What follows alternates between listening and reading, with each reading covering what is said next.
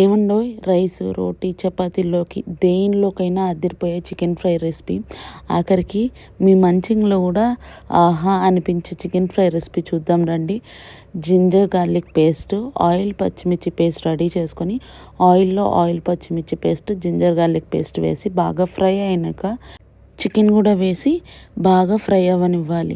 ఈ చికెన్లోకి కారం పసుపు ఉప్పు వేసి బాగా వాటర్ అంతా పోయే వరకు ఫ్రై చేసుకోవాలి.